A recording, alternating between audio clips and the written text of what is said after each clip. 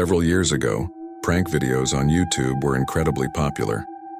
These videos featured pranksters going out in public and pulling pranks on unsuspecting individuals, capturing the reactions on camera. Among the multitude of prank channels during this time, there was one particular YouTube channel that stood out. Siti Aisyah had a memorable birthday celebration at the Hard Rock Cafe in Kuala Lumpur, Malaysia. Surrounded by her friends, who were prominent TV show producers, she felt overwhelmed with gratitude for the special moment. After blowing out her birthday candle, Siti didn't make a wish because she believed she already had everything she could ever want. She reflected on her challenging upbringing in Indonesia and felt immense gratitude for the life she now enjoyed. Siti's life took a challenging turn when she became a single mother after a divorce. With no support from her ex-husband, she had to leave her son behind and seek employment abroad to support her family. Eventually, she found work as a masseuse in Malaysia. While she daydreamed about a different life, she never expected her dreams to come true. Sitting beside Siti at the bar was her producer James, who showed her a text message in a language she didn't understand. Curious, Siti asked James about it, and he excitedly revealed that his boss had messaged him, declaring that Siti was already a superstar in Korea. This news filled Siti with a mix of emotions, including embarrassment and excitement. Siti had met James a month prior when he approached her outside a bar and inquired about her acting background. James, a Japanese television producer specializing in hidden camera prank videos, was searching for actresses to participate in pranks captured on camera. Siti, initially skeptical of James and his proposition, decided to join him in filming prank videos after he assured her of the easy and lucrative nature of the work.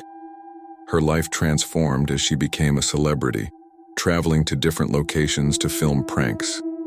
She was excited about the upcoming big prank, which had a high payout of $100 USD that she planned to send to her mother.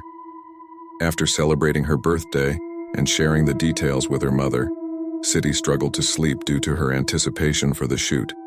The next day, she would meet the third actor in the hotel lobby, dressed and ready for the prank. Siti and Don went to the international airport for the prank shoot. They waited at a restaurant in the departures area for the third actor to arrive. Siti learned that Don had aspirations of becoming an actress and had previous experience in prank videos.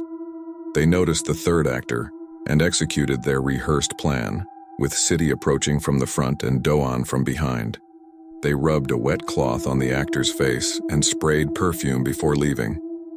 Siti went to the bathroom to wash off the perfume and returned to the meetup point, but no one was there. She then went to the taxi area, but found herself alone once again. Standing there, she looked around, waiting for about 15 minutes, but there was still no sign of anyone. Feeling annoyed, Siti decided to text James, asking where they were.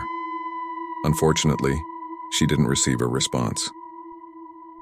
Growing increasingly frustrated, Siti eventually hailed a taxi on her own, got in and informed the driver that she wanted to go back to her hotel. During the drive back to the hotel, Siti began to feel car sick and nauseous, likely due to the alcohol she had consumed the night before. She asked the driver to pull over so she could vomit outside. Upon returning to her room, Siti felt terrible and jumped into bed without changing. She slept for several hours but woke up feeling hungover and unwell. Expecting a message from James explaining the situation, she found no messages or calls from anyone. Siti called James, but his phone was turned off. She began to question herself and worry about being paid for the prank. Feeling frustrated and annoyed, she repeatedly called and texted James but received no response. She felt stuck and unsure of what to do. As the day went on, she decided to cut ties with them and return home. While going through airport security, she was suddenly arrested by heavily armed police officers, realizing she was being set up for another prank. Realizing that she was now part of the prank, Siti believed that James must be nearby filming and that the fake police officers were sent to arrest her for the show. Feeling relieved, she began to laugh and jokingly asked one of the officers if this was all a prank. However, to her surprise, the officer responded that it was real and that she was under arrest. During Siti's last major prank, she and Don performed their actions on the third actor, and then disappeared into the crowd. Meanwhile, the third actor, feeling dizzy and disoriented, sought help from a receptionist. The receptionist gathered airport employees to assist him, and they escorted him to the medical clinic within the airport. As they made their way to the clinic, the man's condition worsened, and he experienced severe pain. Upon reaching the clinic, he suffered a seizure, and despite efforts to save him, he passed away during the journey to the hospital.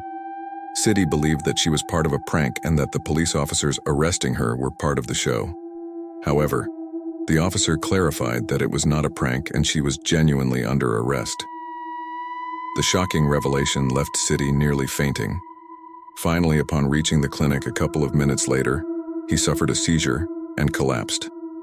The medical staff promptly came to his aid, administering medication to stop the seizure. With the help of airport staff, they lifted him onto a stretcher and rushed him to an ambulance that was supposed to transport him to the hospital.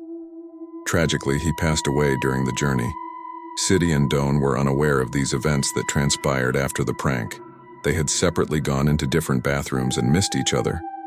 When they emerged, they staggered to the designated meeting point, but no one was there. Both of them independently went down to the taxi waiting area, assuming that everyone had gathered there. After the prank, City and Doan went their separate ways, unaware that James and the other producers had intentionally left. In reality, James and the producers were not part of a prank show, but operatives working for the North Korean government. Their mission was to recruit vulnerable women like City and Doan for a highly classified and dangerous operation. The prank videos they filmed were rehearsals to convince City and Doan that they were part of a legitimate show. On the day of the supposed prank, City and Doan were given a lethal nerve gas disguised as perfume and oil. They were instructed to apply it to their target's face, who turned out to be Kim Jong-nam, the exiled brother of North Korea's leader. Kim Jong-nam did not know the deadly substance, and he tragically died within minutes of exposure. City and Doan had unknowingly become participants in a political assassination. The responsibility for the assassination is believed to lie with Kim Jong-un, the leader of North Korea. City and Doan were initially charged with murder in Malaysia, but the charges were dropped when it was clear they were also victims. Surveillance footage showed them handling the deadly nerve agent with no knowledge of its danger. City's illness was due to VX gas poisoning, but it was not fatal. Surprisingly, James and the other TV producers were never arrested, and North Korea denied any involvement in the assassination.